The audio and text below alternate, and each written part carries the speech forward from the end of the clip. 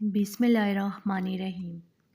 बेटी का निकाह मुबारक, सिर्फ 10 दिन का पावरफुल अमल, रिश्ते की लाइन लग जाएगी। 10 दिन के अंदर रिश्ता पक्का इंशाल्लाह।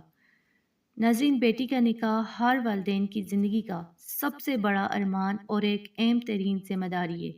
लेकिन मौजूदा दौर में बहुत से वालिदैन ऐसे हैं जो अपनी जवान और नेक बेटियों के अच्छे रिश्तों के लिए दिन रात साथ परेशान हैं। कहीं उम्रें तेज़ी से गुजरती जा रही हैं तो कहीं बात बनते बनते अचानक टूट जाती है, या फिर हसद, नजर बद और बंदिश की वजह से नेक और स्वालिया रिश्ता आना जो है बंद हो जाते हैं।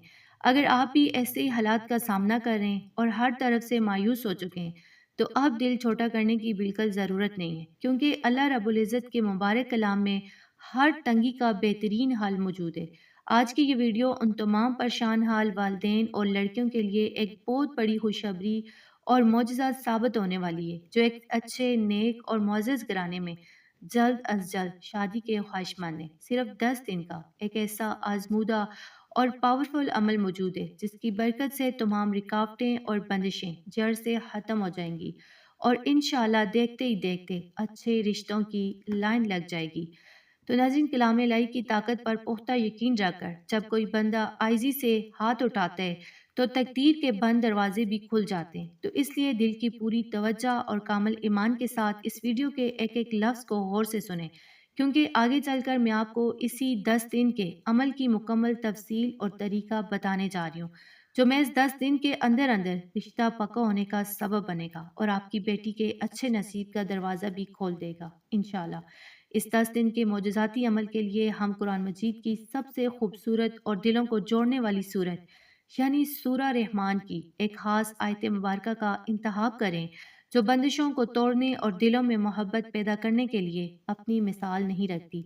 ये अमल लड़की खुद भी कर सकती है और उसकी वालदा भी बेटी के अच्छे नसीब के लिए कर सकती है। अमल का तरीका ये है कि आपने लगातार 10 दिन तक रोज़ाना असर की नमाज अदा करने के बाद चाहे नमाज पर ही बैठे रहना है। सबसे पहले अव्वल और 11 मरतबा दुरूद इब्राहिमी पढ़ना है। इसके बाद आपने सूरा रहमान की तिलावत शुरू करनी है, और जब भी आप इस मशहूर आयत मुबारक फ़बिअय्यि आलाइ रब्बिकुमा तुकज़्ज़िबान पर पहुँचे, तो आपने इस आयत को एक बार पढ़ने के साथ ही अल्लाह पाक एक बहुत ही खास इस्म आज़म है या जामिओ या वदूदो, इनको इकट्ठा मिलाकर पढ़ना है। यानी आप पढ़ेंगे फ़बिअय्यि आलाइ रब्बिकुमा तुकज़्ज़िबान या जामे हो या वदूद हो। पूरी सूरत में ये आयत जो है 31 मरतबा आती है, इसलिए आपने हर बार यही तरीका दोहराना है। जब सूरत मुकम्मल हो जाए तो आखिर में दोबारा 11 मरतबा दुरूद इब्राहिमी पढ़ें और एक गिलास पानी पर दम कर दें। ये दम किया हुआ पानी उस लड़की को पिला दें जिसके रिश्ते की बंदिश है। ये 10 दिन का अमल हसद, जादू और नजर बद के इन तमाम असरात को जड़ से